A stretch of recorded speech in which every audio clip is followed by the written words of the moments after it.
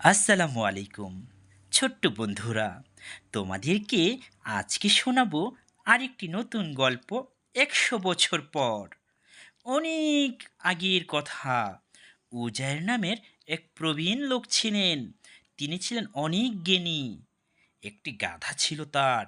সেটাতে চড়ে তিনি সফর করতেন। একদিন তিনি সফরে বের হলেন। চলতে চলতে তিনি নির্জন স্থানে পৌঁছলেন।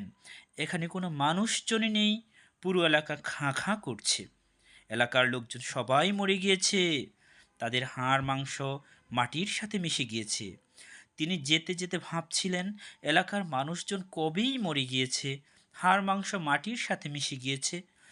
এই মানুষগুলোকে আল্লাহ কিভাবে জীবিত করবেন, কিভাবে এদের জীবন দেবেন?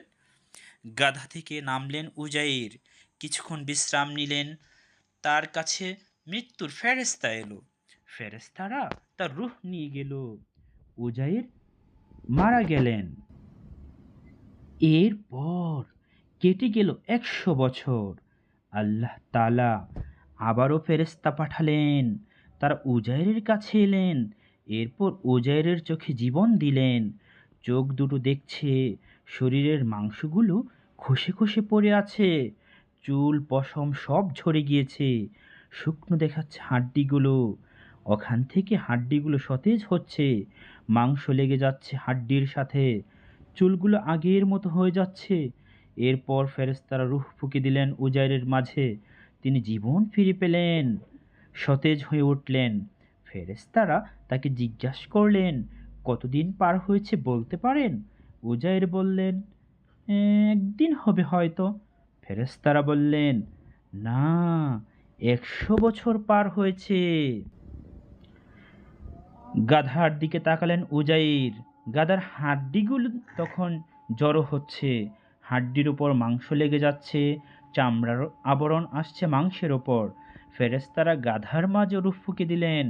কান দুটো খাড়া করে দিলেন। গাধাটি দাঁড়িয়ে গেল। অবাক হলেন উজাইর। চোখের সামনে আল্লাহর কুদরত দেখলেন। এরপর আল্লাহ শুকরিয়া আদায় করলেন। দেখেছ বন্ধুরা, আল্লাহ তাআলা কত ক্ষমতাবান।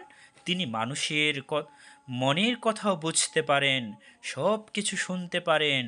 যখন যা ইচ্ছা তিনি তাই করতে পারেন। মাটিতে মিশে যাওয়া হাড় মাংস থেকেও তিনি জীবন দিতে পারেন। কিয়ামতের দিন তিনি আমাদের এভাবেই উঠাবেন, আমাদেরকে আবার জীবন দান করবেন।